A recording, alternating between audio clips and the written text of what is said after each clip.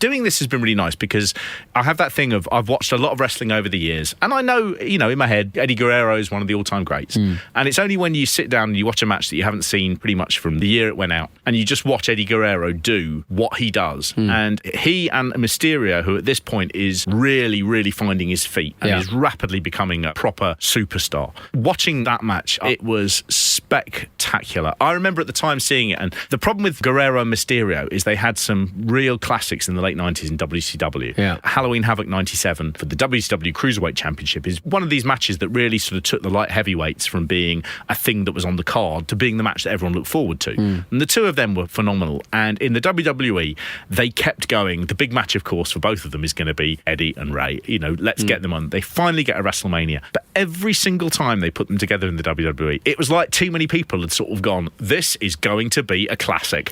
Oh my God. This is the match that Taz says at one point that could well steal the show. And even though they're both experienced and they don't seem to get nerves and they do a great job, it just seems like they're always super aware. They're going, this isn't quite a classic.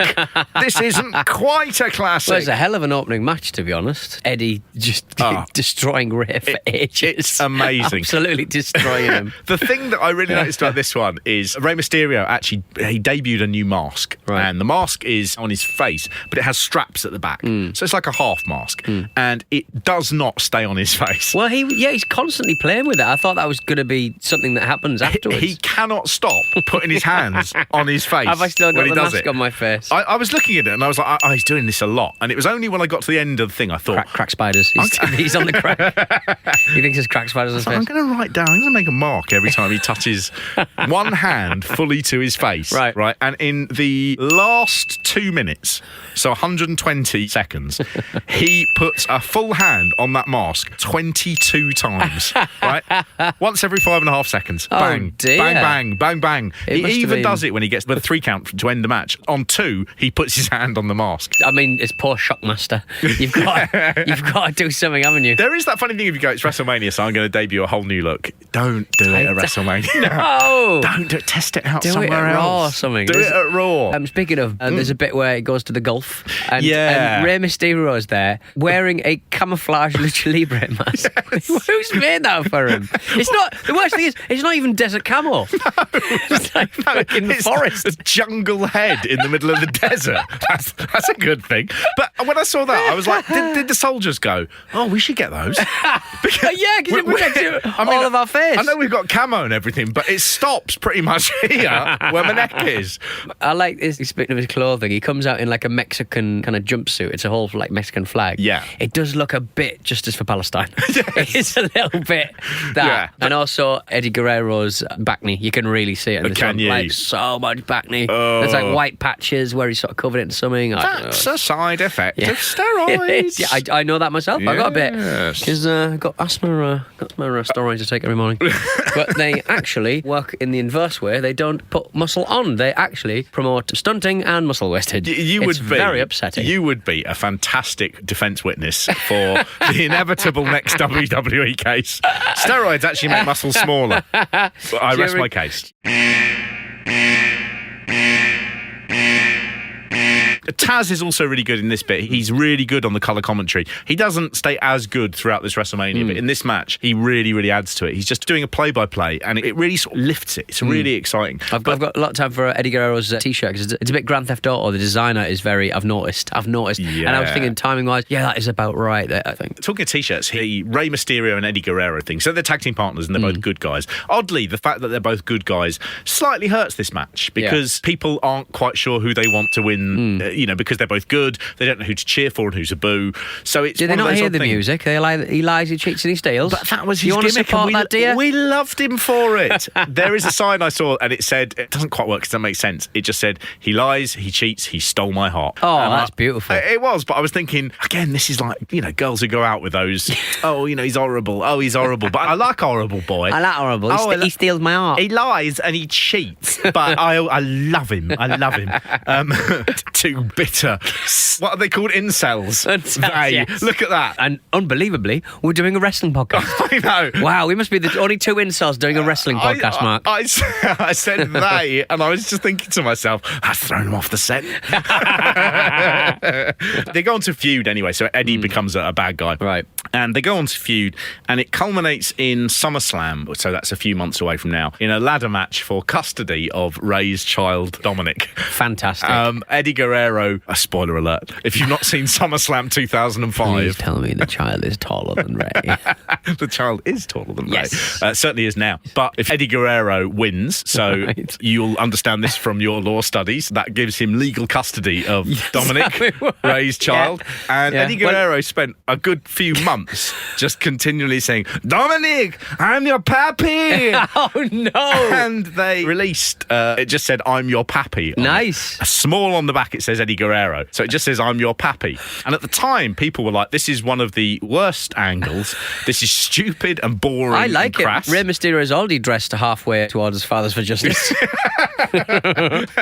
And basically, people hated it. And then Eddie Guerrero died. And that was the last piece of merchandise that Eddie Guerrero put out. So everyone bought. Now, No, 15 years on, you see that I'm Your Pappy t-shirt as much as any other WWE t-shirt from not just this era, but any era. You see that all around. Oh, that's wonderful. They released a memorial t-shirt as well, which he was is... your pappy. He been pappy. She's been daughter, he been pappy. Fucking hot, fucking shame. Once upon a time, in a land far, far away, lived a little boy named Dominick.